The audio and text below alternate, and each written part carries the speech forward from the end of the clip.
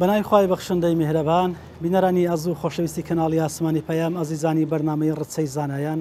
سەلام و ڕەحمەت و میهرەبانی خوای گەورەتان لەسەر بێ. خۆشحاڵ و شادومانین کە لە ئاڵلقەیشتری بەرنامەی ڕچە لە خزمەتی ئێوەی ئەزیز و خۆشەویستا بین. خۆشەویستان بۆ ئەڵقەیەمزارە دەڕۆنە خزمەتی پلە و پێگە و پایەی زانستی ڕێزار جەنابی شێخ عەبدوڵڵای گردەسۆری. خۆشەویستان ئەو مامۆستا بەرەزا 96 ساڵ تەمەنی بوو. تەمەنێک هەم لە بەرەکەتی تەمەن هەم لە بەرەکەتی علم و عرفان و تێگەیان و پێگەیانی زۆرێک لە مامۆستایانی کە ئێستاکە لەسەر میحراب و لە مینبەر و لە زانکۆکان خزمەت دەکەن. جا ئێوە ئەزیز و خۆشەویست لەگەڵ مابن لە دەستپێکە کورتەیەک لە ژانی زانای مامۆستا دەبیستین و دواتریش لە خزمەتی پۆلێک لە قوتابیەکانی دەدوێن سیرە و سەربردەی جەنابی مامۆستا هەڵەدەینەوە بۆ ئەوەی ئاشنایی خۆمان و ئاشنای ئێوەی ئەزیز و خۆشەویستکەین. تا دوا ساتی بەرنامە بینەرما بن.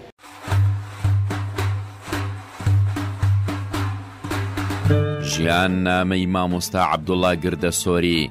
ناوی عەبدوڵڵای کوڕی شێخ سلەیمانی کوڕی موحەممەدە. لە ساڵی 1920 لە گوندی سۆفی برایم لەدایک بووە. سەرەتا لای باوکی دەستی بە خوێندن کردووە. قورئانی پیرۆز لۆغەت نامەی ئەحمەدی هەندێک کتێبی فارسی خوێندووە. پاشان لە ساڵی 1927 چۆتە کۆیە لای خاڵی مەلا موحەممەد مەلا ئیبراهیم عەبدەلانی کە مەدرسەی هەبووە خوێندوویەتی. پاشان چۆتە گوندی قەرەسالم لای مەلا حەسەن. پاشان لە گردەسۆر لای مەلا شەریف دووشیوانی خوێندوویەتی. دواتر چۆتە دیبەگە لای مەلا ئیسماعیل جەدیدەیی. دوایی چۆتە هێلەوە لای مەلا ئەبووبەکر کۆیی نزیکەی 2 ساڵ خوێندوویەتی. هەروەها لە گوندەکانی قەشقە و دۆرە زەرە خوێندوویەتی. پاشان چووە بۆ بالیسان لەگەڵ هاوڵانی مەلا عەبدوڵڵا فەرهادی، مەلا عومەر چۆمە زەردەڵە، مەلا موحەممەد پیرداودی، مەلا عومەر بیرعارەبانی. لە لای مەلا عومەر بالیسانی خوێندویانە. پاشان چۆتە خانەقای شێخ ئەبووبەکری هەرشەمی لە هەولێر لە خزمەتی شێخ موستەفای نەقشبەندی ماوەتەوە تا ساڵی 1943 بڕوانامەی مەلایەتی لە خزمەت بەڕێزیان وەردەگرێت. دوای ئەوەی بڕوانامە وەردەگرێت یەکەم جار لە گوندی بەردەسپی کە مەدرسەی هەبوو بووە مەلاو 7 ساڵ لەوێ مایەوە. لە ساڵی 1959 عەبدولکەریم قاسم مەدرسەکانی داخست و فەقێکانی کردە موعەلیم. پاشان لە گردەسۆر دەرسی هەبووە. ساڵی 1964 کرا بەواعیف و هەر لە گردەسۆر مایەوە تا ساڵی 1967 چوو بۆ کۆیە لە مزگەوتی موحەممەد ئاغا کرا بە مەلاو مودەڕیس. دواتر گەڕاوەتەوە بۆ گردەسۆر و لەوێ بۆتە بەڕێوەبەری پەیمانگای ئیسلامی. هۆکاری گەڕانەوەی بۆ گردەسۆر خۆشەویستی زۆری خەڵکی ئەو گوندە بوو بۆی و داوایان کرد کە بگەڕێتەوە گوندەکەیان. هەر لەبەر ئەمەشە کە نازناوی گردەسۆری وەرگرتووە هەرچەندە لەو گوندە لەدایک نەبووە. لە ساڵی 1973 چووە بۆ هەولێر، ماوەیە کرا بە مودەڕیز لە پەیمانگای ئیسلامی سەر بە وەزارەتی پەروەردە. دوایی گەڕاوە ئەو قاڤ لە ساڵی 1982 کرا بە پێشنوێژ لە مزگەوتێک لە گەڕاکی مندکاوە. هەروەها ئەندامی ئەنجومەنی زانستی بوو لە وەزارەتی ئەوقاف. ساڵی 1994 سەرۆکی لیژنەی فتوا بوو لە یەکێتی زانایانی کوردستان. ماوەیە گوانە بێژ بوو لە قوتابخانەی مەلا ئیسماعیل نانەکەلی. دوا جار لە 21 پێنجی 2016 لە شاری هەولێر لە تەمەنی 96 ساڵی کۆچی دوایی دەکات. لە مەراسیمێکی شایستە لە گۆڕستانی کەزنزان تەرمەکەی بە خاک دەستپێرن. دووبارە سلامی خوای گەورەتان لەسەر بێ ئازان و خۆشەویستانی ڕچەی زانایان. لە دەستپێکا کورتەیەک لە ژیانی جەنابی مامۆستای مەرحوممان بیست. ئێستا لە خزمەتی یەکێک لە کوڕەکانی جەنابی مامۆستا کە مامۆستا ئەحمەدی ناوە، سەربردەیەک لە ژیانی دەستپێشی ژیانی مامۆستا لە ڕووی تەدریسەوە تا کاتێک کە بڕوانامەی زانستی وەردەگرێت دواتریش دەڕواتە سەر مهنەی مامۆستایەتی و تەدریس دەکات. لە خزمەتی جەنابی مامۆستایە بزانین مامۆستا قۆناغانێک کە بڕێتی هەم شوێنەکان و هەمیش ئەو مامۆسانێکە لە خزمەتیانە خوێندێتی دوادارش کە بڕوانامەی زانستی وەرگرتووە و دەستی بە تەدریس کردووە زانستەکان لە جەنابی مامۆستا وەردەگرین. مامۆستا سەلامی بەخێر لەسەر بێ. زۆر سپاس. مامۆستا ئەحمەد، مامۆستا بەحێر بوو لە علم و لە معریفەت و لە وەڕع و لە تەقوا. مامۆستا گەلێکی زۆری پێگەیاندون. شکر ئەو مامۆستانێک کە مامۆستا لە خزمەتی خوێندون ئێستا زۆریان لەسەر مینبەرن و لەبەر نوێژیە و هەروەها لە زانکۆکانە خزمەت دەکەن وەکو سەدەقە جاریە. جام دەمێ ئەوە لە تۆ پرسم سەرەتا ژیانەکەمان زانی کە کەی چۆن لەدایک بوو دەمێ ئەوە بپرسم ئاخۆ مامۆستا دەستپێشی دەستپێکردنی خوێندنی لە کام گوند بووە و قۆناغەکانی لە کوێ خوێندوێتی مامۆستایەکانش ئەگەر بەڕێستان لە یادت بێ. بام سەرەتای دایکبوونی کە لە گوندی سۆفی ئیبراهیم بووە دەستپێچ خوێندنی بووە لە لای بابی شێخ سولێمان دەستی بە خوێندنە کردووە. ینی بابیشی مامۆستا بوو؟ باشی مامۆستا بوو شێخ سولێمانی کەوا ئەگەر لە یادت بی شێخ سولێمان بەڕەحمەت بی ئیجازەی دەدا؟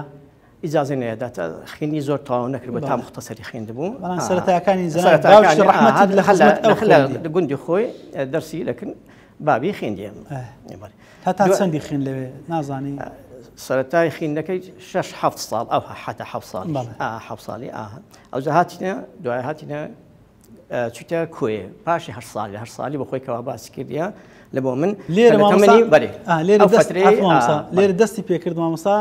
دەست خوێندنەکەی ڕاگوازەری سەبارەت بۆی کە زانستی شەرعی کۆکاتەوە هە بۆ نیازە ڕۆشتە نێزەر چۆکۆی لای خاری مەلا محەممەد مەلا ئیبراهیمی خاڵی خۆی بوو خاری خۆی بوو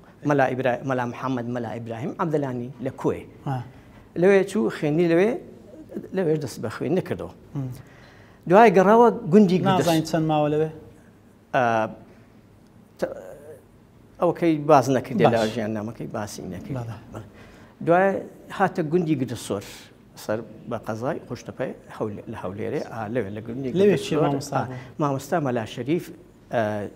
دووشیوانی لەوێندەرێ بۆ لەکردنەوەی خوێندیتی. پاشی خوێندنەوێندەرێ چوویتە دیبەگەی لای مەلا ئیسماعیلی زیدەیی لەوێ دەستی بە خوێندنی کردی. مامۆستاکانم ڕاقی بوون ماشەڵڵا. پاشوی چوویتە دێشکە لەوێندەرێ لەکن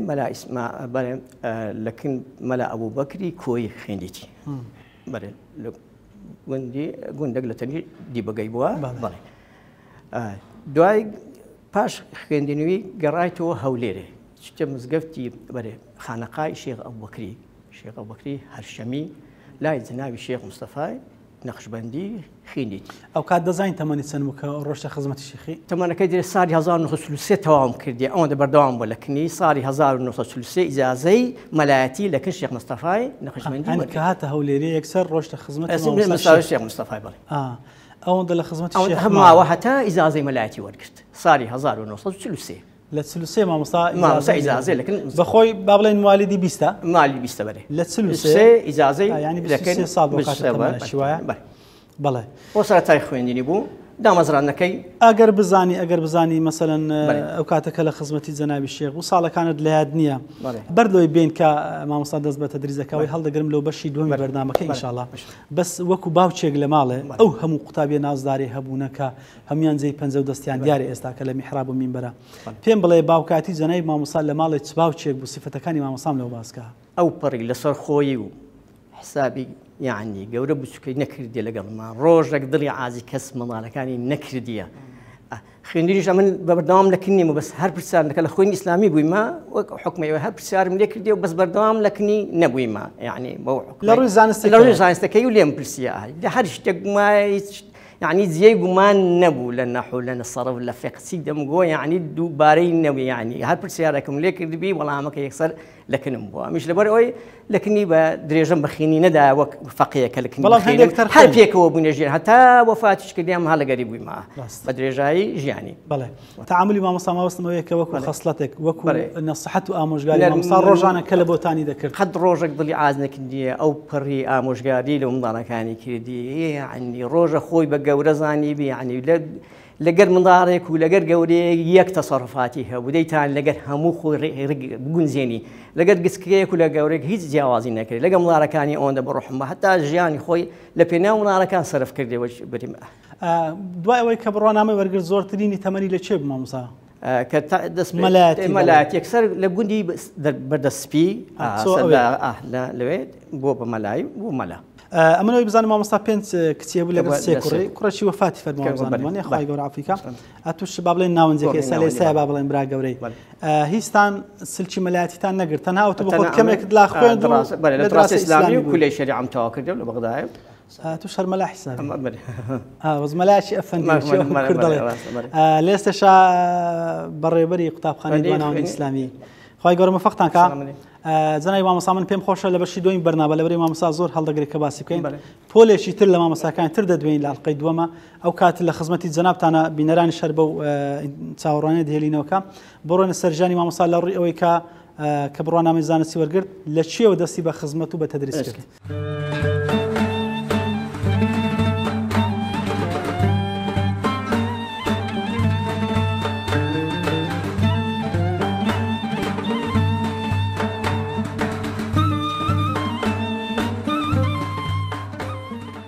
باسی مامۆستای گەورە مامۆستا عەبدوڵای گردەسۆری ڕەحمەتی خوای لێ بی مامۆستا عەبدوڵای گردەسۆری نەک بڕێن یەک بوو لە مەلایە گەورەکانی ناوچەی هەولێرێ بەڵکو یەک بوو لە مەلایە گەورەکانی هەموو کوردستان و عێراقیش تەبەن مەشهور بوو لە ناو مەلایە باشەکانیش ئەوانی کە ڕەفیق خۆی بوون مەشهور بوو بۆی مامۆستا عەبدوڵا مەلایەکی زۆر بەزانست بوو لە دەرسگۆتنەوەی یەکەم بوو زۆر عالم و دەرسگۆتنەوەی خینەکەشی لەکن مامۆستا گەورەکان تاو کردو بۆچی مامۆستا بەکری هەمەوەندی یاخود هەنجار مەشهورە مامۆستا بەکری هێلەوەی مامۆستا عەبدوڵا خینی لەکردنی مامۆستاوە کە ئەوجا مجازی مەرحوم شێخ مستەفای ڕەحمەتیش بوو تەبەن کرد شێخ مستەفای هەولێرێ یەکە زانا بوو مامۆستا عەبدوڵا مجازوی بوو ئەوجا پاشان ئەمن لۆیە کەمەک دەتانم باسی جەنابی مامۆستا عەبدوڵای بکەم چونکە بەخۆم زۆرم لە خزمەت خوێندیە زۆر بە خزمەت دەگەیشتم لە خزمەتیوی تەبەن منتیقم خوێندیە بەشێک لە تەهذیب الکەلامی و معاملای تحفەی تا دەگاتە ئاخیری بە كتاب الوصايا وقضاء والشهادات والجنايات ئەوانە هەمووی لە خزمەت عەبدوڵای لە تحفەی خوێندیە حتا کاتێکی لە خزمەت دەخین تحفەکەتم لەسەر خۆش دەکرد ئەو کەلیمەی زەحمەت بایە ئیعرابێک بایە لە خزمەتی مامۆستا خوافی کە ئوسلوبی دەستگۆتنەوەی زۆر سەریع بوو یعنی چونکە عیلمەکانی هەمووی لەبەر بوو چای دەزانی یعنی ئەگەر کەسێک زیرەک نەبایە سعی نەکرد بایە ئیسفای زۆر لە مامۆستایان دەکرد چونکە مامۆستا لە دەستگۆتنەوەی زۆر تشتی دووبارە دەکردەوە دووبارەکردەوە ئەمیش وام پێخۆش بوو بە سەریعی دەڕۆیشتین لە دەرسەکانی ماوەیەکی زۆر لە خزمەتم خین بێزگەلەوەی کە ئەو کاتێک ئەندامی لوزنەی فتوای باڵا بوو لە هەرێمی کوردستان سوالی دیکەشم زۆر لێ دەکرد سوای شەڕی شتێکیەوە زەحمەت بە ئەو ئیسفادەشام زۆر دەکرد ئەوجا لە کاتی خۆشی لەوەتی ئەو دەستی بە تەدریسی کردێ و ئیجازەی وەرگرتیا خەڵکێکی زۆر مستعید لە کنیان خوێندیە و لەبەردەستی بووینە مەلا حتا ئەم بەخۆم ئیجازەشم هەر لە خزمەت ئیجازەکەی من ئیستا کە هەمە بەخەتی خۆیتی مامۆستا ئیجازەم لە خزمەتی وەرگرتیە مامۆستا لە جیهەت شەخسیەتەوە زۆر بە شەخسیەت بوو لە دنیای زۆر زاهید بوو دەستپانکردنەوە و چاوی لە هیچ کەسێک هیچ دەوڕەمەندێک هیچ حکومەتێک هیچبێک چاوی لەو شتان لە هیچی نەبوو تەبەن زۆر بە عیزەتی نەفس بوو لەلایەن کوردایەتیشەوە کوردێکی زۆر دڵسۆز بوو ئەمە چونکە زۆر لە خزمەتی و وەسانەمان دەکرد کوردێکی گەر دڵسۆز بوو تەبەن نەکەر ئەو هەر مەلایەکانی کورد لە قەدیمەوە لە کوردایەتیەوانە پێشڕەو بوونە بەتەکەی هەرچەندە بەداخەوە لەو بابەتەی باسی مەلایە کورد زۆر کەم دەکرێت کە دەوریان چ بوو لە کوردایەتی مامۆستا عەبدوڵا یەک لەوانە بوو هەروەکو لە عیلم و لە دیندا یەکەم بوو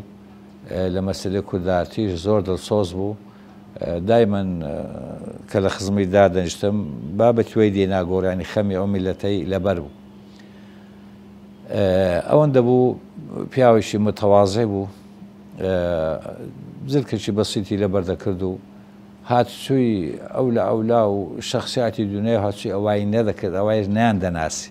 نان دەناسی حتا جارێکی مامۆستا عەبدوڵا شتێکی دامن نووسی بووی بەمنی گوتیەوەی لە گۆڤاری دەنجی زانان براوکەوە لە مەکتەبی تەنفیزی یەشێتی زانان تەماشام کرد بە عەرەبی نووسی بووی دیار بوو یەکێک لەوانی لا مەزهبیەکان یەک لەوانی لا مەزهبیەکان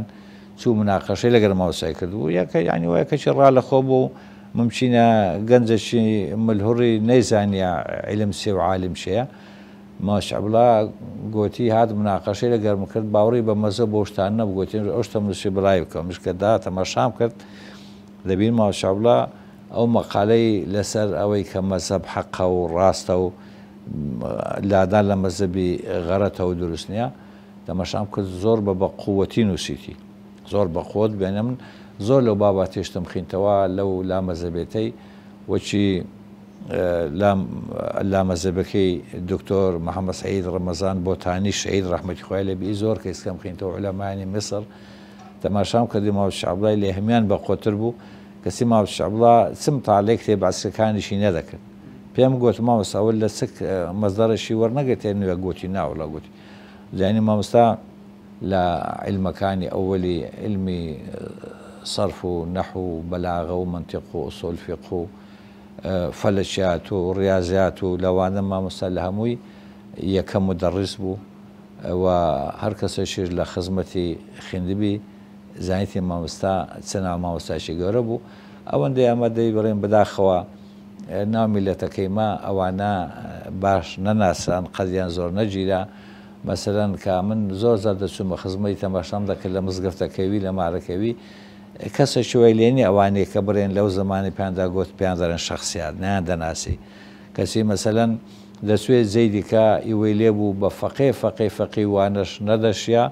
دەسوونەکن وان و ڕێز و حرمەتیان لەوان دەکرد ئەمانیوەشی ماوە شعبڵای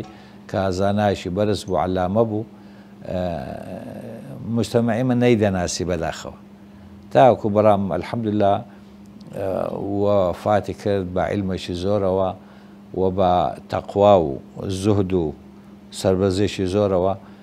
لە خوای گەورە داوا دەکەن ئینشاءڵڵا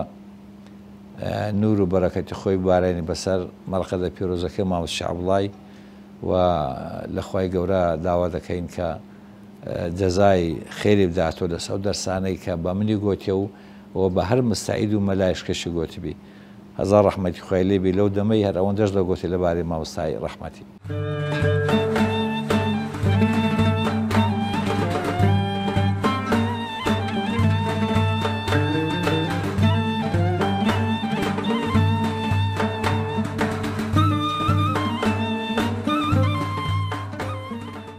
ڕێزدار جەنابی مامۆستا مەلا تەها نابەرگەیی هەم لە خزمەتی جەنابی مامۆستا خوێندێتی هەمیش لەو مزگەوتەی کە مزگەوتی حاجی ڕەحیمەی ناوە 16 ساڵ لێرە پێش نوێژی لەبەرەوەی بەس ئێرە مەسجدە کاتە زۆر بێکەوە بوونە لە خزمەتی مامۆستا ئەگەر جگە لە یەک و قوتابی هەمیش وەکو ئەوەی کە بێکەوە بوونێ بەرکەوتتان بۆ لە خزمەتی بی مامۆستا جا دەمەوێ باسی کەساتی مامۆستام لە بۆ بکەی بە تایبەتی لە ڕووی زانستێکەوە لە ڕاستیدا مامۆستای بەڕێز لەبەرەوەی چونکە پیاوێکی زۆر خاچی بوو خۆی پێنیشان نەدەدا یعنی کە وەکو زانایەکی گەورە هەر ئەوەش بوو چەند ساڵ لەو مزگەوتەی وێرا زۆر کەس مزگەوتیان لۆ دەکرد و ئەیتوانی بیستە باسیری مزگەوت جا باسکردنی مامۆستای تۆزێ زەحمەتە چونکە ئینسانی شاراوە بەڕاستی لە حەقیقەتدا بەڵام ئەوەی کە بتوانم یعنی بە بێگومانەوە کە لە ڕەفیقەکان و هاوڵەکانی مامۆستان بیستێ و هەروە قوتابیەکانی وان کە خۆشم یەک بوویمە لە قوتابیەکانی وی لە سەفی شەشی ئامادەیی مەعهەدی ئیسلامی مامۆستای بەڕێز بەحەقیقەت دەتوانین بە بێگومانەوە بڵێن مەوسوعەیەکی زانست بووە لە ڕووی زان مەوسوعەیەک بووە قاموسێک بووە چەند جار بە خۆم لە مامۆستا عەبدوڕەحمانی ئازادی و مامۆستا سەید محەممەد و بڵێن مامۆستا عەبدولکەریمی دۆڵە بەکرەی ئەوانە چەند جاری بیستیمایان فەرموو مامۆستا قاموسێکە بۆ ئێمە طبعا ئەو کاتیان گوزەرە دەزانێ ئەو کاتی ئەنتەرنێت توش نەبوو زۆر زەحمەت بوو یعنی ئەگەر پرسیاری شتێکت هەبایە زۆر زەحمەت بوو یعنی ئەگەر زۆر زانانە بای یان زۆر ئەوە نەبای پرسیارەکە وەچی ئێستا نەبوو ئەنتەرنێت احتیاجی کام لە زۆر ڕەحمەتی خوای هەموو لایەکمان بێ زۆر وردیش بوو لە وەڵام ئەگەر پرسیارێکی لێ کرد بە تحقیق ورد بوو بۆ نمونە پرسیارەشیان لێ کرد لەو کاتی لە بابەت ئەو کارەیە یان ئەو بەرخەیە کە شیری حەرام بخوا شیری سەگ بخوا یان شیری بەراڵ بخوا یان ئەو حەیوانەی کە پیسایی بخوا ئایا لە ڕووی شەرعی کووە طبعا بەخصوص یعنی وردیاتی مامۆستا احتیاتی مامۆستا ڕەحمەت و ڕزای خوای لەسەر بی طبعا ئەو پرسیار لە زۆر کەسم پرسیار کرد بەڵام وەڵامەکەم وەرنەگرت لما مصطفى برسالة كفرموي برسالة كامل ناتوان تانا قري موسر ساوى كان وتواوي ولام بدمها بلام كتابي مغني محتاج ماش أول دياتي برجي سالمين كتابي أطعمة فرمي اللي بندري فرحك يا فرمي فرح لو ربيت سخلة بلبن كلبتي عين نصك أشياء قاليه أو ذا قلت ناتوان بتفاصيل ذا بدمها حتى نقري موسر ساوى كما تواوي أو ندور جاء وذكاري وهو احتياط خوي برحمة الله إخواني سلبي باش أوهم وعلم وزانس له طبعا ديالو بكرتي ثوابكش أوي أقر حيوانات قسكبي كاربي أو حفتيك شيء باش يعني أقر بزن بي خوان بيجي خوار بي أو دو حفتة خواني باش يعني أقر سيلو حتلو أنا بيها تسروش شيء باش يعني أو زادوا لسه بيخوي بهالحال مقسمه ما مستأو دور ذكار يعني حتى رسالة شيء كلابه يعني قرأ زاد رسالة ذكر رحمة الله إخواني رسالة بالنسبة لزود نقول ما مسلسل زود عصانه دي كلكم نابي أو أما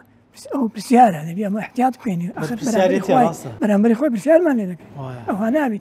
إلا دبا قرابة وصرتها وكان باش أو مزانس ومراجع ما مسا زانستي تيكل كرد بلقر أو ورع وتخوايك هيبو بيك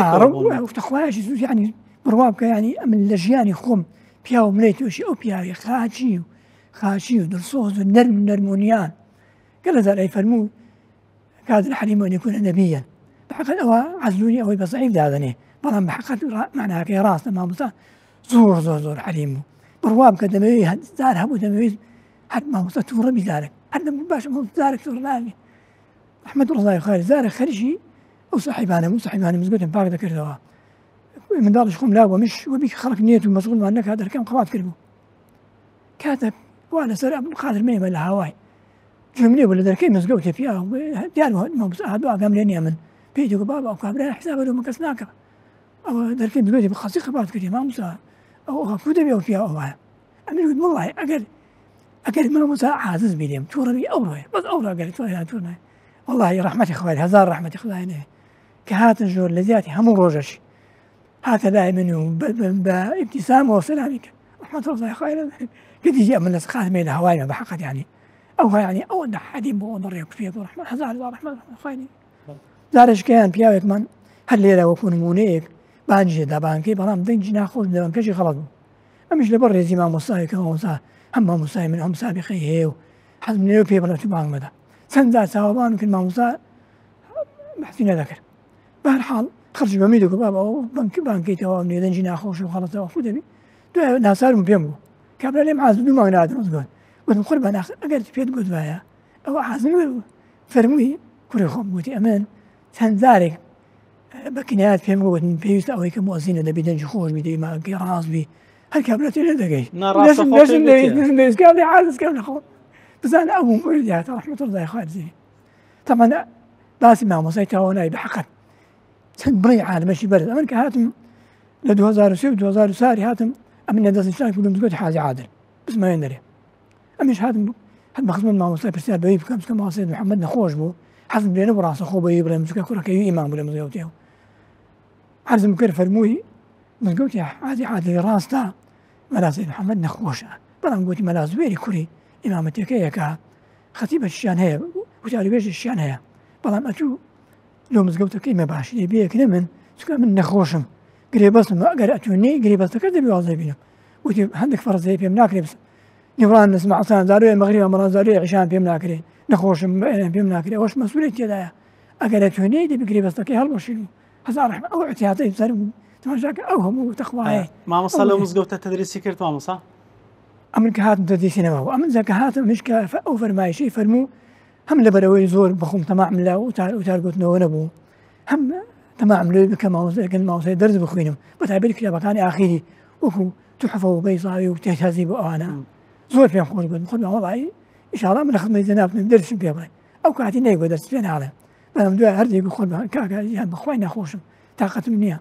هذا لم تفعل لخدمتي بخوينا بحقد أوندي كلام مزقوتي ما مصابر أو كاتي كبرسان لخدمتي بون خلكان يعني خلشي بلين قراك يان هاد بسعر استفساري كبا دهاتن لا إمام بلين بلين ما مسا بياوش لو كو علم بتايبتي بياوش يعني هم بياوش بريز وسيد وبياوش قولوا عالم جبر حتى أوهموا كسي وشيني وحتى فرموي شاب صفاينا خشبندي أو عالم برزة فهمني دعوالي كلهم كتفسير شي دابنا ملا سيد محمد قلتي ملا سيد عبد الله الشيخ داوي للسيدي كرت ويداوي لمحمد السيد قلتي نبي تفسيري دابني أنا مش داوي قلنا والله من الناس أنا أي قلتي ناس هني يعني لا تباني بس باني قلتي لا تهاني أي قلت قلنا والله ناس أنا ما مسكوات الزناب الشيخ مصطفى برحمة بي شادي أويلو دا في إرادة أو يهبوا كبتواني تفسير كمؤلفي والله مؤلف لا روشي زور ناسك تفسير القرآن أيوة قربان والله أقر أو أني كتفسير القرآن كذا وشي وان بليم أو هاي بيزنا دوباره أقر بشي وش نيجبي أو شيء نيجي لكن نيجي بليم تفسير شنو يقول ثاني دانا محمد القرآن نبي ما بس زور يعني ما صاوش للتواضع يبو بلام زور متواضع وديت بات أول ذا وتدقيش قصينا ذكر وتدقيش يعني يعني إنسان يشترو توشها نعم خش بدوي يعني أخوانا خواصة أو هانية وشي أو كبحر يقبل علم أحمد إخوان دريا يقول حقد بحقد أمن سندي باس مع مساك هرتا أنا بلام حزم لي بكرتي لا كوتاي لا ولا قوم ولا هم يعني كم أو ما مساس المشق مع بي بشويني ولا بروين هذا قبل يفرنور بي إن شاء الله بحقد يعني ذات شيء يعني برين أتواني إنسان كامل هرنية بلام بالنسبة قوي بالنسبة للبشرية يعني تقريبا يعني إنسان دفواني بين الهمور ويكوا بتعبتي لنا نحيزان استوى أو حلم متواضع كهيبو صور المشغل بهم مع بحقد يعني أو هو علمي أو كادش حتى أنا قرابة وهم صرت كان مذهب كان يجيش يعني هم ربازة كان أو زاد والله من الدعوة.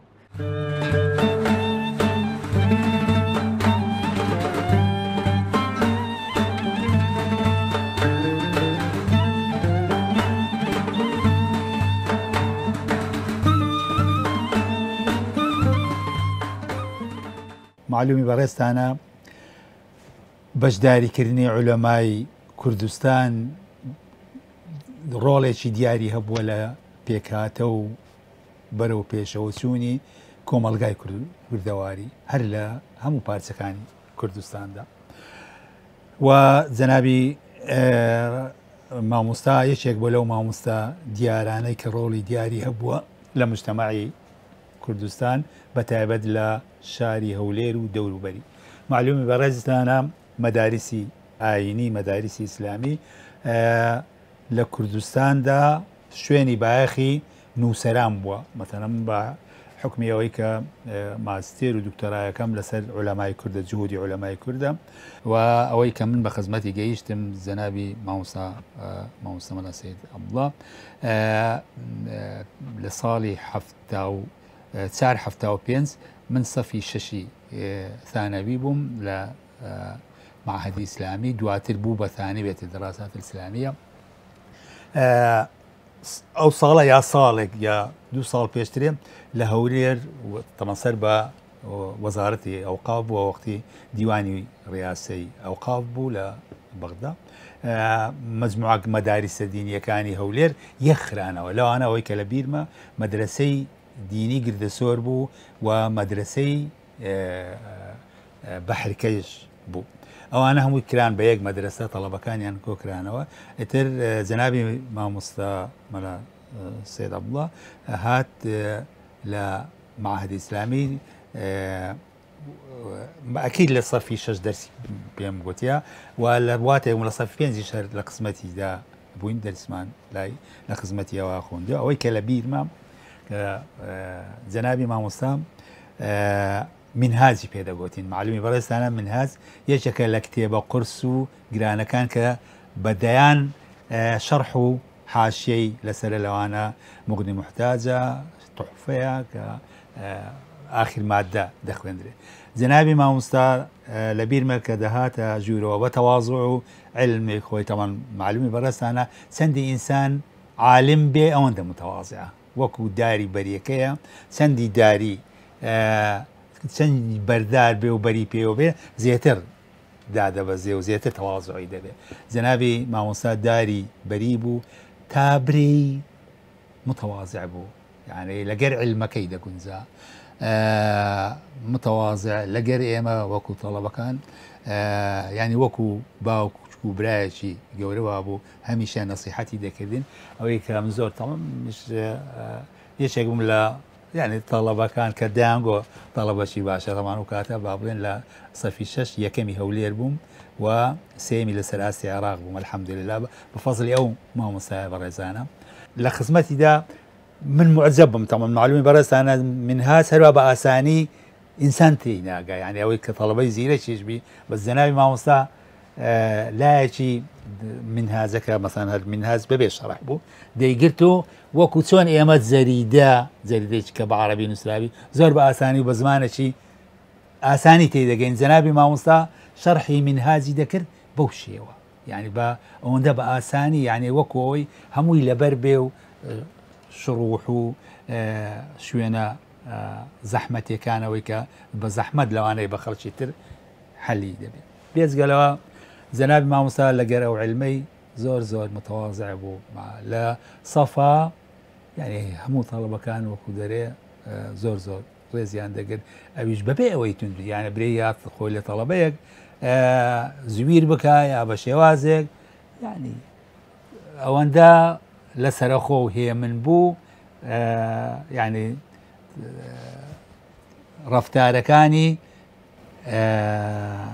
يعني فعلا رفتاري عالمي ديني بو كذبيتا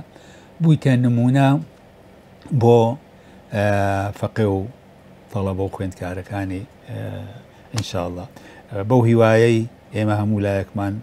ببين بصدقي جاريي او ما مصايب رزة طبعا دواتريش من هر بخدمتي جيشت موا لا مدرسي ديني ما مصملا اسماعيلي نانا كليل سلتاي دروز بني وما مصملا عبد القادر وان طبعا ما مصاي هم يام بوا زول بريزه و بجداريان بيدا كدو بخوي خاون بو تاوكو وفاتي كرت هلو مدرسه رولي دياري هبو ايمج لمدرسه كدرس ما دغوتو بلام كجنابي ما مصامان دبيني براسي اوداني بو ايما ك ما مستايك همو تمني خوي الى او سلف كدي مدارس ديني نموني بيك وجيان بوا ما يعني للسردمي ايمجدا يعني لبيرما فقي تركيا وايران وانا لكل هولير بون لا لمزگوتی حاجی قروی طلبه کردستانی ایرانی لیبو لکوی لیبو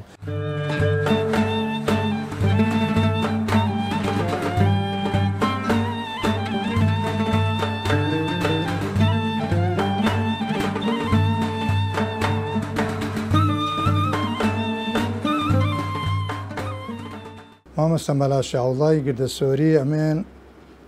هەر لە وەختە بڵێم لە منداریەوە لە خزمەت ئەو مامۆستای بوومە و ئاشنای بوومە لەبەر ئەوەی برادێکی نزیکی باوکم بۆ بە ڕەحمەت بن. مامۆستا مەلا شێعوڵای گردەسۆری یاخود مامۆستا مەلا سێدعوڵای گردەسۆری ئەوها مەشهور بوو ناوی ناو خەڵکدا، بەڵام لە ناو برادەرەکانی لە ناو برادەرانەکەی هاوتەمەنی ئەو بوون. ئەو مامۆستانی بڵێم وەکو بام و وەکو ئەوانەی مامۆستا مەلا عەبدوڵای فەرادی و مامۆستا مەلا سادی فەرادی و زۆرانی دیکە کە برادەری ئەو بوون بە مامۆستا مەلا شێخ عەبدوڵای شێخ سولەیمانی ناویان دەبرد. چونکە بابی پیاوێکی زانا بوو و پیاوێکی شێخیش بوو و ئەوان ئاشنای بابیشی بوون لە خزمەت بابیشی بووینە لەبەر هەندێک ئەوها باسی مامۆستایان دەکرد. مامۆستا مەلا شێعوڵا بە مامۆستا گردەسۆری ناوبانجی دەکردبووە ئەوەشی لەبەر ئەوە بوو کە مامۆستا لە گوندی گردەسۆر ئیمام بووە خەتیب بووە و مەدرسەشی هەبووە. بەردەوام ئەو مامۆستا وە لە وەختیوە من بە خزمەتی گەیشتبم ئەوە فەقیه هەبووە هەولیشی داوە بەردەوام ئەو فەقیانەی لە لای ئەو دەخوێنن فەقیەکان شێوازی ڕەسمی وەربگرن لەبەرەوە دێ زۆر جار بەبیرم دێ لە وەختی ئیمتحانان فەقیەکانی خۆی دەهینا مزگەفتی بابم لەوێ دەمانەوە ماوەیەکی زۆر لاوقاف ئیمتحانیان دەدا هەتاکو خوێندنەکەیان شێوازی ڕەسمی وەربگرێتن. ئەو پیاوەکی پیرۆز بوو پیاوەکی ناودار بوو پیاوەکی بۆ تعبیری برێنە عەلامە بوو کەلمەی عەلامەوە بزان بە کوردی ئێستا پێ دەڕێن هۆزان یعنی مامۆستایەکی بلیمەت بوو زانا بوو سەرڕای ئەوەی کە ئەمن زۆر بە خزمەتی گەیشت بووم لە لای بابم ئەمن 3 ساڵانیش لە خزمەتی ئەو خوێندیتم لەو وەختێ لە دەورەی نانەکەلی بووم دەورەی نانەکەلی ئێواران بوو لە مزگەفتی ماجدی کە ئەو وەختە جەنابی مامۆستا مەلا عەبدولقادر ڕەسوول بەهرکەیی ئیمام و خەتیبی مزگەفتی ماجدی بوو دەورەکە لەوێ کرایەوە دەورەکە ئێواران بووە لە ساعت 2 دەستی پێ دەکرد تاکو پێش مەغریبە تاکو ساعت 5 ئەو وەختە مامۆستا مەلا شاوڵای گردەسۆری یەک لەو زاتانە بوو کە دەرسی پێدەگوتێن بێگومان دیار و مامۆستا مەلا عەلی بیرعەرەبانیش دەستی پێدەگوتین مامۆستا مەلا عەبدولقادریش دەرسی پێدەگوتین مامۆستا مەلا شاوڵای گردەسۆری مەجموعە دەرسێکی زۆر ناخۆشی دەگوتەوە یەک لەوانە تادیب الکەلام و بەڵام سوبحان الله دەرز لە خزمەتی ئەو پیاوەی دەرسی زۆر خۆش بوو ئەو پیاوە یعنی پیاوەکی لەسەرخۆ بۆ پیاوەکی هەیە من بوو زانینێکی با عیلمێکی باشی پێ بوو چەند جار ئەو دەرسانی هەموو گوتبووە سەرڕای ئەوە کاتی قسەشی لەگەر دەکردین معلوماتی خارجیش زۆر بوو متابعی ئەخباری دووەری دەکرد یعنی پیاوێکی کراوە بوو لەسەر دنیای دەرەوەش لە دەرسەکانیشی تەمان دەرسەکانی زۆر خۆش بوو تەعەمقی دەکرد تێدا هەتاکو داریس خوێندکار بابرم ئەو فەقەیە کە لەکنی دێخین هەتاکو تەواو تێنەگەیشت بە بەجێ نەدێژانێ ئینسانێکی زانا بوو بە مانای کەلیمە ئەوجال ئەوە سەرڕای ئەوە ئەو عالیمە بوو ئەوە یەک لەو زانایە نەبوو کە لە دوای هەشتاکان مەزموعە زانایە کەوکەبەیەکی عولەما لە هەولێرێ پەیدا بوون یعنی لە هەولێرێک پەیدا بوون مەزموع عالیمێکی زۆر گەورە بوون بە تەمەن تەقریبەن لە خۆ گەڕابوونەوە ئینسانی زیرەک بوون یعنی جێگەی شانازی هەولێر بوون مامۆستا مەلا شاوڵای یەک لەوانە بوو کامەش لە کرمان دەخین زۆر ئیستفادەمان لێ دەکرد تۆ مامۆستا مەلا گردەسۆری ئەندامی مەجلس عیلمی بوو ئەنجومەنی زانستی و ئەندامی لەژنەی فتواش بوو ئەو وەختیە من کە ئیمتحانمدا بوومە ئیمام لە مزگەوتی خۆمان ئەو لەوێ بوو لە خزمەت ئەو ئیمتحانمدا بەڵام ئەو وەختێ ئەمێن لە دادگای باری کەسی بووم لە مەحکەمەی شەرعی بووم حەق عەدلی بووم لەوێن دەرم نەسەب بووم مامۆستا مەلا شێخ عەبدوڵڵا زارێکیان لەگەڵ دوسێ مامۆستایەتکە هاتنە لای حاکمی یەکەمی دادگای باری کەسی ئەو وەختە بەلای بەڕێزم حاکم ئەسعەد بوو دیار بوو هەندێک ئیش و کاری ئیش و کاری دزنی فتوان بوو لەگەرەوی هاتوون ئیشان پێ بوو حاکم ئەسعەدیش ئیشەکەی لۆ جێبەجێ کردم پاشان ئێوارێ وەچی هاتینەوە لە مەدرسەی مامۆستا تەمان من پێشوازیم لێکرد لە محکەمەی وەچی ئەمدی لەوێ لە مزگەفتێ گوتیە تو لەوێت چ دەکەی وتم وەڵام مامۆستا مەجموعە ئیشەکەی لەوانە یەک لەو ئیشانە کە جەنابەت مەسا ڕەنگە پێخۆشبی بەڵگەنامەکە حوجەکە ئەو وەختە زمانی دادگا زمانی عەرەبی بوو حجەت و ئیشار ئیسلامی پێدەرێن گوتی چییە ئەوە گوتم پیاوەک دێ دەوێت بیتە مسلمان دی ئەمەش لێرە تاقاتی لەگەرەکەین و معلوماتی لێوەردەگرین و پاشان دوایە کتابی لۆ دەکەین لە بۆ وەزارەتی ئەوقاف گوتی لۆ چێ گوتم وەزارەتی ئەوقافیش دەینێرتە لەژنەی فتووە لێوێن دەرێت تەلقینی کەلیمەی شەهادەی بدەن گوتی پێ زۆر باش و بەڵام گوتی وەلا حەزەکەم لە سەوت فەر مامۆستا گوتی ئەوە تا ئەو هاتیە بیتە ئیسلامتم بەڵێ گوتی دی هەتا دەستا ئەوقاف و لە ئەوقافە تا کتابی لۆ دەکرێ و دەچیتەوە لە ژنە فتووا و لەو ڕێهەیە بەنە بە تورمبێری و بازاری داچی ماوەی زۆری پێچی ئەجەلیش کەس نازانی کەینێ چ نەخوا نەخواستە لەو دەمە ئەزەلی بەیان توش حادسەکی بی نەتوانی بستا ئەو وەختەی کەلیمەی شادە بدە ئیسلامی تم وەڵڵاهی مەلا حەزەشی جوانەوەزتم چ بکەم باشە گوتی بە خۆت شادەی پێ برێ و ئەوجە بین ئێرە ڕسمیاتەکانیش بکە وڵڵاهی شتێکی باشە لە پاشەوی ئەمن ئەوم تەطبیق دەکەێت هەرچی کەس دەهات تەبەن دەتزانی هەندێک کەس کە دێ دەزانی خاص ئەوە گۆڕایە دڵی پڕی نووری ئیمان بۆ دەیبتی ئیسلام تەبە هەندێک شەبوو لە بۆ مەسلحەتان ئەوەی لەبیرم بی تەڵەبە کە بۆ تەڵەبەی جامعی بووم هەر هاتە زۆری هەستت پێ دەکەن نیوچەوانی دەرەوشایەوە هەستت پێ دەکرد ئەوە لە هاتیە بە ناو دڵی لەهاتیە مسلمان بیتن جا ئەو وەختی وچی مامۆستاوی گوت هەر کەسە دەهات ئەمن کەلیمەی شادەم پێ دەگوت و ئەو جە پاشانیش تەبان کتابمان لۆ دەکرد و بە ڕسمیات و یعنی دڵم زۆر مرتاح بوو بۆ مۆزوعی گوتم بیرفعل لەوانەیە مەسەل ئەجەلە ئەو پیاوە ئەگەر ئەزەلی هات دا پاشان استەبان کە من ئەو وەختێ لە محکەمەی شەریش ڕۆیشتم تەوسێم کرد لە پاشە من ئەوەی ئەو ئیشێ منی وەرگرت ئەو هاتی تەطبیقە شادیان پێ کەلیمەی شادیان پێ تەڵقینکەن ئەو جا احتیاطی ڕسمیاتی خۆیان بکەن ئەوە یەک لەو شتانە بۆم زۆرم کەیفێدەی کە لە مامۆستا مەلا شاوڵا فێرم و 3 ساڵیش لە خزمەتی خوێندم و پاشان بچی احتیفالی ئیجازەشمان وەرگرت احتیفالی ئیجازەکەمان تا لە مزگەفتی مامۆستا مەلا ئیسماعیل نانەکەلی بوو جەنابیشی حاضر بوو لەوێن دەربوو و یەک لەو مامۆستانە شانازی پێ دەکەم و بەردەوامیش دوعای لە بۆ دەکەم.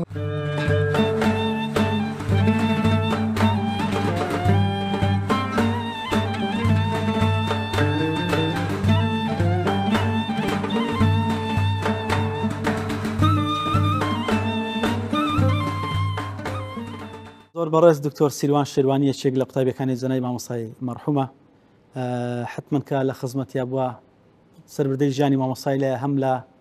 پلە و پێگە و پای زانستی زەنای مامۆستا و هەمیش لە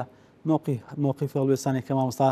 لە ژیانی ڕۆژانی خۆیان بەرزەسە بووە کە مامۆستا لە خزمەتی بووە. دکتۆر جان سەلامی خوارد لەسەر بێت. سەلامی خوا لەنگۆش بێ. باسیەوەت کرد سەربردەی زەنای مامۆستا ببێتە دەرسوانە بەڕەسان وەکو قوتابیەک لە خزمەتی جەنابی مامۆستای مەرحومە جگە لەوەی کە زانستە شەرعیەکان لە خزمەتی فێربووی ئەوەندەی کە لە خزمەتی بووی ئەوانە نەمان پێ بڵێ کە دکتۆر سیروان لە خزمەتی مامۆستا فێر بوو. وڵای من بەش بە حاڵی خۆم ماوەیەکی ینی برین زۆر نەبوو لە خزمەت مامۆستای تقریبا لۆ 5-6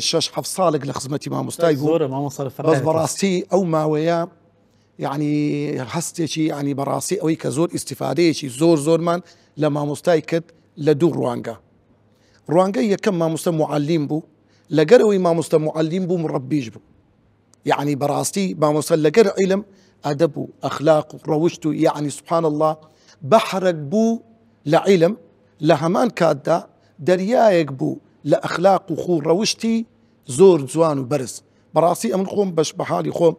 لە دوو لە سێ لایەن زۆر ئیسفادەم لە مامۆستای کرد. یەک لەوە لایەنانە کە مامۆستا بەڕاستی پڕعلم بوو یعنی کە ئەو سەیدت دەکە زۆر سادە زۆر متەواضع لە جوروبەرجی لە قسەی نەرمونیان پیاوێکی بەڕاستی بە معنای کەلیمە حەلیم نەرم لەسەر خۆ بەڵام پڕعیلم. لۆیە کاتێک کە تەمەشات دەکرد ئەوها سیر دەکرد زۆر کەمدوو بوو بەڵام کە دەکەتە ناو عیلم سبحان الله بەحرێک بوو. حتا یەک لەو شتانی کە مامۆستا پێی ناسرا بوو تەوانەمە لە دەورەیەک بووین مامۆستا عەبدولقادری بە حەرکەی خوای گەورە شفای بدا خوای گەورە پایداری بکە خوای گەورە ئاخر خێری بکە و خوای گەورە تەمەند درێژی بکە ئینشاءالله. مامۆستای بەڕێز دەورەی کردەوە جەنابی تەقەمە تەکلیفی لە مامۆستا مەلا شێخ عەبدوڵڵای گردەسۆری کرد خوای گەورە لێی خۆش بیتن ئەمە لە خزمەت دوی دەماخیت. ئەو عیلبانی کە زۆر قوڕس بوون کە تەکلیف مامۆستا تەکلیفی لە مامۆستا شێخ عەبدوڵڵا دەکرد ئەو دەیگۆتەوە لەگە مامۆستا مەلا عەلی بیرە عارەبان و مامۆستا مەلا عەبدوڕەحمانی ماستاوە و چەند مامۆستایەکی بەڕێزتر. مامۆستا شێخ عەبدوڵڵای گردەسۆری شاسواری ئەو عیلمە ئالیانە بوو سبحان الله. علمی منطق علمی کەلام و هەروەها علمی نەحو ئەواخیرەکانی مادە یعنی سبحان الله مامۆستا کە دەچۆ ناو ئەو بابەتەی ئاگەی لە خۆ نەدەما حتا هەر لۆ خۆشی جارێکیان دەرسەکەی ئێمە 50 دقە بوو 10 دقەش فورسە بوو لەرسێک 50 دقە بەردەوام تەقریرات و شەرح و کەتووە ناو شەرحکردنی بابەتێکی علمی کەلام. طبعا 50 دقە ڕۆی 10 دقی فرسەش ڕۆی داخلی دەرسی دوایی بوویدەوە. یەک لەو مامۆستایانە هات وتی مامۆستا ئەوە دەرسەکە تاو 50 دقە فرسەکەش ڕۆی داخلی دەرسی دوایی بوویدەوە. ئێگوتی کاکە چ بکەین وڵا هەتا نەگەینە نەتیجەشی دەوێت تەواو تێبگەم تەڵەبەکان تێبگەینم ئەو جا کۆتایی پێ بین. یعنی سبحان الله حرسی مامۆستا لەو ئەواخری عمریشی بوو حەسی بەماندی بوو نەدەکرد. ئەو خاڵە بەڕاستی لە مامۆستای یعنی ئەمن فێروم کە ئینسان بەڕاستی دەبی ڕووچی لە ناو عیلمەکان. مامۆستا بەڕاستی شاسواری ئەو مەریانت بە تایبەت لە علومەکانی ئالی. خاڵی دووەم لەوەی کە بەڕاستی مامۆستا پێشەنگێک بوو مامۆستایەک بوو چاوساغێک بوو لە ڕووی تەواضوعەوە زۆر خۆ بەکەم زام لە جلوبەرجی کە سەیرت دەکرد یعنی سبحان الله جلوبەرکەشی متەواضعانە مەندیلێکی ئاسایی بجوو بەیەکی احتیادی لەبەر بوو بەڵام سبحان الله زۆر متەواضع بوو حتا لە کاتی دەرە شەرحکردن هیچ فەخفەخەکی نەبوو هیچ ئەوەی نەبوو قسەی و یعنی خۆی ماندیکە و قسەی هەربژێری بە قسەیەکی عەشایری هەولێری کوردەواری خۆمان دەرسەکانی شەرح دەکرد. بەس بەڕاستی دەرسەکانی وا بە شێوەیەکی ئەو تۆ بوو زۆر بە زمانێکی سادە زۆر بە جوانیش تێیدەگەیاندی. لۆیە یعنی ئەو خاڵە بەڕاستی سادەیی مامۆستا حتا کە جارێک لە خزمەتی بوو لۆ ئەو مزگەفتە ئێرە هاتی لە ڕێ ئافرەتێک پرسیارێکی هەبوو یعنی مامۆستا لە عمری ئەواخری هەشتایەکان بوو یعنی 80 ساڵی والله ئەو هەم مامۆستا یعنی ڕووی لەو ئافرەتەی نەکرد سەیری نەکرد سبحان الله بە هیچ نەوعی یعنی زوهد و تەقوای لەگەر ئەو ئافتە ڕاوەستە حتا پرسیاری خۆی لێ کرد وەکو چۆن پێغەمبەری خوا صلی الله عليه وسلم لەگەر منداڵی بچووک لەگەر ئافرەت لەگەر حتا کەسانی ناتەواو ئەگە کەسێک عەقلیەن ناتەواو وایە پێغەمبەری خوا صلی الله عليه وسلم دڵی نەدەشکان لەگەری بوو والله ئەوە صفەتی جەنابی مامۆستا بوو خوای گەورە پایداری بکە. خاڵی سێم لەو شتێک کە بەڕاستی زۆر گرنگە بە تایبەت لۆ ئێمەی مامۆستایانی ئاینی لاو کە بەڕاستی زۆر دەرس و پند وەگرین لەو مامۆستایانی پێشوو ئەویش لایانی زوود و وەڕع و تەقوای مامۆستا بوو یعنی سبحان الله ئەو کابرایە بەحرێک بوو لە تەقوا لە زوهد و لە خواترسی بەڵام لە ناوناخی خۆی لە شەکر و شەو هیچ لێ بەدی نەدەکرد والله ئەمە چەند شتێکم لێدی یەک لەوان ئەو ئافتەی کە پرسیاری کرد لەو تەمەنە گەورەیەی خۆی 80 ساڵی کە هیچ حەز و ئارۆزۆکی نمایە بەڵام ڕووی سەیر ڕووی ئەو ئافتەی نەکرد ئێوە بەڕاستی نیشانەی تەقواداریە لێ خوای گەورە ئەوانەی ئەوها گەورە کرد هەم لە ڕووی کەسایەتی مامۆستاش بەڵێ هەم لە ڕووی کەسایەتی مامۆستاش لە ڕووی کەسایەتی یعنی مامۆستا بەڕاستی پیاوێکی زۆر بەسەنگ و بەحورمەت بوو لە ڕووی تەقواداری مامۆستا زەنابی مامۆستا یەک لەو شتانی کە هەی بوو هەموو جارە هەر لەو خۆشی لە ناو دەرسەکان دەیگۆ ئەمە قەس دەکاتم وەرنەگرتیە لەبەرەوەی یەکەم مەلا بوومە عزەتی مەلایەتی دووەم ئەمن سەیدم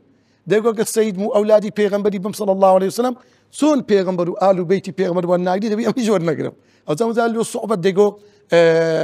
سەیداتی ئەوەشی لێ بڕی یعنی هەر لەو خۆشی مامۆستا دەیفەرموو مامۆستا زۆر پیاوەکی بەعیزەت بوو زۆر پیاوەکی دامەزراو بوو جا لەبارەی زوهد و تەقوا و وەڕعەکەی زۆر جار کە دەرسی شەرح دەکات طبعا لە ئەواخیری مادەکانی علمی مەلایەتی دوازە علمەکە تەفسیرێک دەخیندرا هەلو بەرەکەت دەیانگول و تەبەڕوک لەگەڵ چەند حەدیثێکی پێغەمبەر صلی الله عليه وسلم ئەو دەرسی تەفسیریاندا جەنابی مامۆستای کە تەفسیری جەلالەی تەفسیرێکی زۆر بەسیتە زۆر کورت و پوختە یعنی تەفسیری لە تەفسیلات بداتە ناو بابەتەکان طبعا جزئی عەمەمان دەخین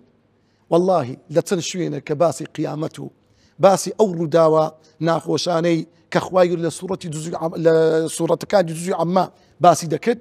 مامۆستا قوڵپی گریانی دەدا بەڵام بەبێ ئەوی خۆی بەدەربێخی یەک لەو شوێنانی کە زۆر کاریگەری کرد دوای چوینەوە لای برین سوورەتی بەقەرە و ئالی عیمران و ئانە لەو شوێنانەی کە باسی حەج دەکرا مامۆستا زۆر کاری تێ دەکرد وەڵی شوێن هەبوو نیو دقە حتا دقەیەک بەس ڕادەوەستا نەی دەتانی قسەی بکە هەناوی هەندە پڕ بوو بە شێوێکی ئەو تۆ یعنی گەرمدا داهات وەکو برەی گریان داد بەڵام دەری نەدەبڕی بە هیچ نەوعات بەڕاستی ئەو زوو تەقوای مامۆستای بەڕاستی بووە مامۆستا مەدرسەیەک لە بۆ ئێمەی فەقێ و قوتابیانی مامۆستا کە لە خزمەتی بووین اینجا من لە خزمەتی مامۆستا طبعا خوای گەورە ئەو شەرەفی پێ بەخشیم لە ئەواخیری عمری مامۆستا برین کەم فەقیوی بوو تەکلیفی کرد ڕەمەزانە کاتم لێرە هەر لەو شوێنە مامۆستا تەراویحەکەی پێ نەدەکرا لەبەر ئەختیاری بێتاقەتی ئەمن تەراویحەکەم نەکرد لە خزمەت جەنابی مامۆستا تەکلیفی لێکردم ئەمن خوای گەورە یعنی ئەو شەرەفی بەم بەخشی کە ئەو خزمەتی جەنابی مامۆستا بکەم ئاخر شت ئەگەر باسی بکەم ئەوەی مەزانی چەوەنەوەشی دەرسەکانی مامۆسای لاتەوە مامۆستا دەرسی تاو و فرسەشی خواردی تشکات تا قەین ئەوەی لێ فێربی چێشەوانی بەڵێ خوا خێرنووس یەک لەو شتانێک کە بەڕاستی لە ژیان نامەی مامۆستاکە بینیم ئەوەش دیارە گەورەی یەک بخوا بە مامۆستای بەخشێ ئینشاءالله ئەو ڕۆژی مامۆستا وەفاتی کرد لە بۆ بەیانیەکەی سبەینی زوو خەونەکەم دیت لە خەوەکەی قوتابخانەی کاروان هەیە لێرە ئامادەی وەزەم نازم ئێستا بەو ناوەی مایەیاننا لەوێ ساحەک هەیە توێتەک ڕاوەستا بوو جەنازەی مامۆستای تێدا بوو دەمزانی مامۆستا وفاتی کردیا حتا چۆچی مامۆستای دیار بوو بەڵام بەفرکووە ئەو هەسپی بوو سبحان الله زۆرم پێ عەجایب بوو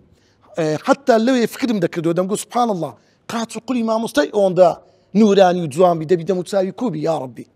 یعنی سبحان الله یەکێک لەو کەڕاماتانەی بوو کە مامۆستا بەڕاستی خوای گەورە پێی بەخشی مژیانیانەیەکەوە ڕوئیای ساڵحە ئینشاءالله خوای گەورە ئەوە دەرەجە و گەورەی مامۆستای بۆ ئینشاءالله